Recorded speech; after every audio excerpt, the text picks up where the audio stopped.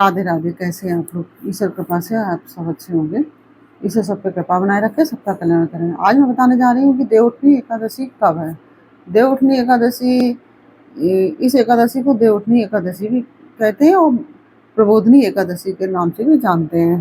तो यह एकादशी जो है कार्तिक मास की शुक्ल पक्ष की जो एक एकादशी को देवउठनी एकादशी कहा जाता है या प्रबोधनी एकादशी कहा जाता है। इस दिन जमीन पर आटे या गेरू या ऐपन से देव मांडते हैं और शाम को देव की जल, मौली, रोली, चावल, फूल, गुड़, 4 सुहाली, 4 केला, सवा सेर चावल, मूली, रुई, दक्षिणा आदि चढ़ाकर पूजा की जाती है और एक दीप जलाकर आरती करते हैं। और इस दिन इस एकादशी को देवउठानी एकादशी भी कहा जाता है। तो क्योंकि इस दिन देव जगाए जाते हैं तो इसलिए देवउठनी एकादशी के नाम से भी जाना जाता है। और इसके महात्म की कथा ब्रह्मा जी ने नारद जी को सुनाई थी। और इस दिन भगवान विष्णु 4 महीने बाद अपनी निद्रा से जागते हैं। जो योग निद्रा में भगवान चले जाते हैं, जो देवशयनी एकादशी में जाते हैं भगवान 4 महीने पहले, और देवउठनी एकादशी को भगवान जागते हैं योग निद्रा से। और इस दिन जमीन पर, जैसा कि अभी मैंने बताया कि गेरू या ऐपन से विष्णु देव के पग चिन्ह बनाए जाते हैं और उसको एक पटा से ढककर उस पर फल, बतासे, सिंघाड़े रखकर एक थाली से ढक देते हैं। बतासे आदि रख के तो ढक देते हैं और फिर थाली उठाकर देव का गीत गाया जाता है, आरती उतारी जाती है। मानता है कि इस दिन देव सोकर उठते हैं, इसी दिन से सभी शुभ कार्य शुरू हो जाते हैं। जैसे कि किसी बेटे या बेटी की शादी मुहूर्त नहीं निकल पा रहा है तो देवउठनी एकादशी के दिन बिना मुहूर्त के ही मुहूर्त होता है, सब शुभ ही शुभ मुहूर्त होता है। और इसी दिन शालिग्राम भगवान का तुलसी जी से विवाह कराया जाता है। और इस दिन का बहुत ही महत्व है। इस दिन एकादशी रहने से सभी पाप नष्ट हो जाते हैं। और यह एकादशी 2024 में 12 तारीख को पड़ रही है, जो कि मंगलवार का दिन है। और यह बहुत ही शुभ उसमें पड़ रही है। और क्योंकि उसी दिन द्वादशी भी लग जाएगी तो इस तरह से देवउठनी एकादशी 12 तारीख को ही हम सब करेंगे। देवउठनी एकादशी को भगवान विष्णु, जो कहा जाता है कि भगवान तपाए जाते हैं, तो इस दिन भगवान भी तपाए जाते हैं। तो इसका भी बड़ा महत्व है। भगवान तपाने का बहुत ही बड़ा महत्व होता है। तो इससे देवता प्रसन्न होते हैं। और इस दिन घी के दीपक जलाएं, विष्णु सहस्त्र नाम का पाठ करें और तुलसी माता का वंदन, जो तुलसी माता है उनको वंदन प्रणाम करें। उनका विवाह भी किया जाता है शालिग्राम भगवान से।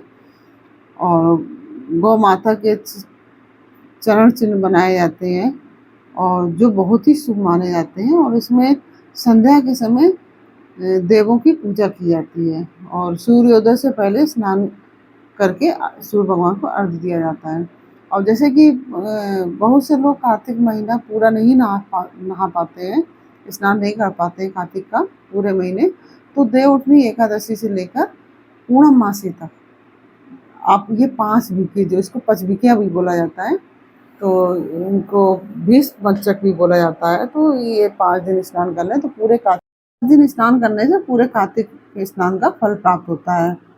और ऐसा कहा जाता है कि 4 महीने के लिए भगवान जो है राजा बलि के यहाँ होते हैं और सुतल पर वास करते हैं। इस एकादशी की बहुत ही बड़ी महिमा है और कहते हैं कि यह दिव्य एकादशी होती है। इसमें भगवान का इंतजार होता है और वह नीचे के लोकों से भगवान ऊपर चलकर आते हैं, क्योंकि सुतल लोक में चले जाते हैं भगवान, जो है ना, वो आप लोगों ने कथा तो सुनी होगी, कहानी कि राजा बलि जो 3 पग जमीन मांगते हैं भगवान वामन भगवान, तो उसमें राजा बलि अपने साथ उनको सुतल लोक में चले जाते हैं। वो कहानी फिर हम आपको बताएंगे बाद में। लेकिन इस तरह से भगवान वहाँ जाते हैं तो फिर इसमें भगवान का इंतजार होता है। नीचे के लोगों से भगवान ऊपर चलकर आते हैं और इसलिए इसका महत्व बहुत बड़ा महत्व है। कहते हैं कि इस समय देवता खड़े होते हैं, जब भगवान चलकर आते हैं ऊपर तो उस समय देवता खड़े होते हैं और पुष्प वर्षा आदि करते हैं।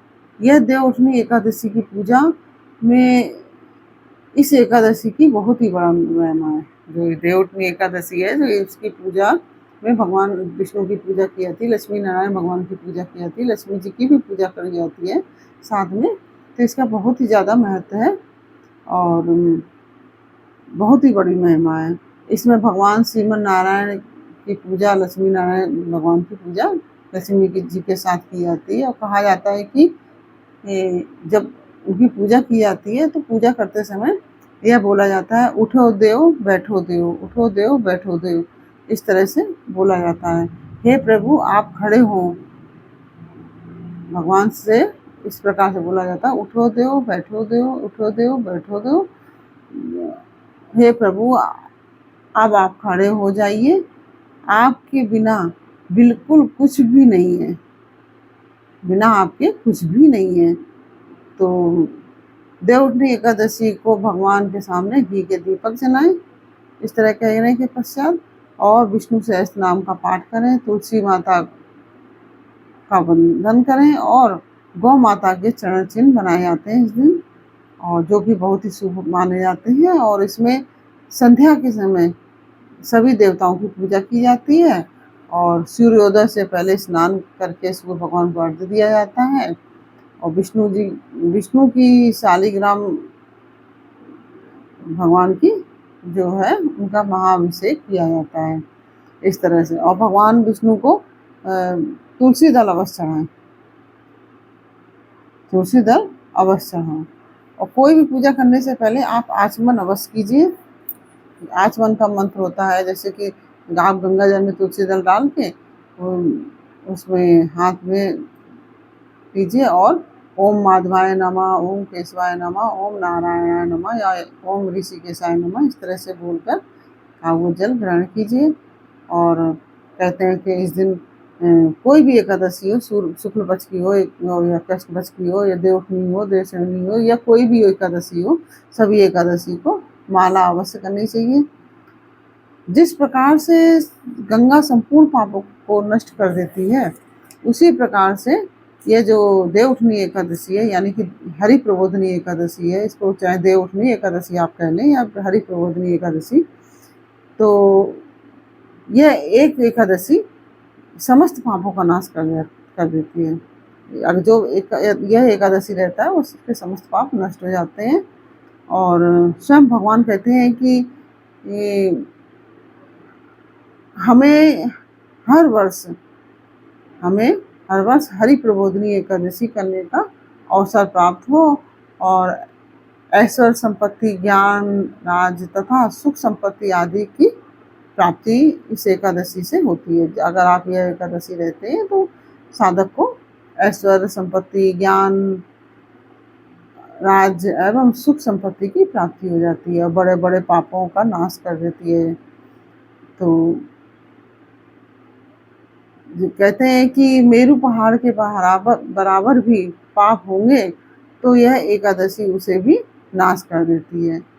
तो देवउठनी एकादशी को जब आप पूजन आदि करें तो पूरे घर की साफ सफाई आदि जरूर करें अच्छे से। और ऐसा कहा जाता है, ओखली में गेरू और कलई सफेदी के द्वारा पुताई की जाती है जहाँ पे आप पूजन करेंगे। और मिठाई या बेर, सेब, सिंगाड़े, केला, गन्ना इत्यादि रखकर डलिया से ढक दिया जाता है।